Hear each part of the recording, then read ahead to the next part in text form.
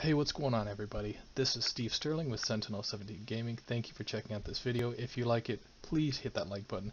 If you haven't subscribed to my channel, feel free to do so and hit the bell icon so you can be notified when I upload new content. This video is about Uncharted 4: A Thief's End. It is one of the free titles for the month of April for PlayStation Plus subscribers.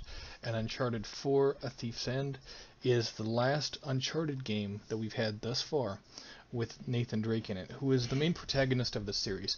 Now keep in mind, there is a later game, Uncharted: The Lost Legacy, which does not have Nathan Drake in it as the protagonist, but for the most part every Uncharted game is Nathan Drake's story, and this is no different.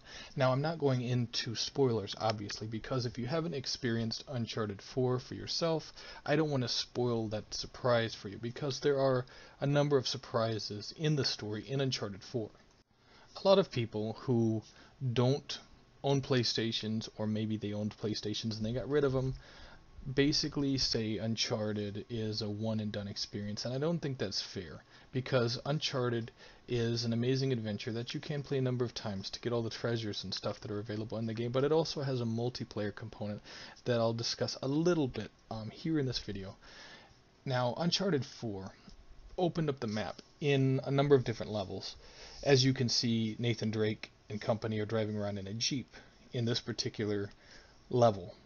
And it's wide open, you basically have to look for clues, and yes, the story is pretty linear.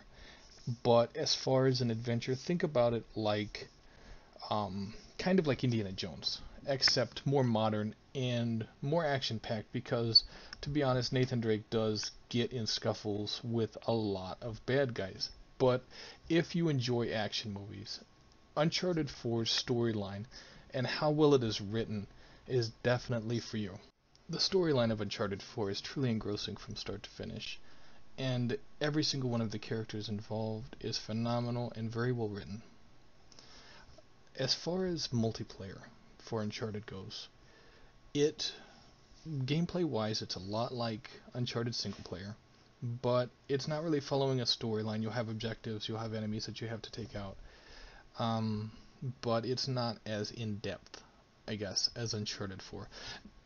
Now, when you're going into an Uncharted game, you expect, the storyline and the action set pieces, and this is kind of like those action set pieces without the storyline to further it along. And I think because Uncharted's greatest strength is the storyline, there are fans of the multiplayer component of Uncharted games, just like there's fans of the multiplayer component of The Last of Us. But do I think for a minute that these multiplayer elements of the Naughty Dog games could stand toe-to-toe with other multiplayer games out there right now? And this is, of course, just my opinion. I don't have any numbers about how many users they have every month to back that up, but in my opinion, Sony's strength is not their multiplayer offering. In my opinion, Uncharted 4 is definitely worth having in your library, so even if you're only going to play through it once, download it because it's free for the month of April for PlayStation Plus users. Feel free to leave any thoughts you have in the comment section below. Thank you for checking out my video. This is Steve Sterling with Sentinel 17 Gaming. I'll see you guys later.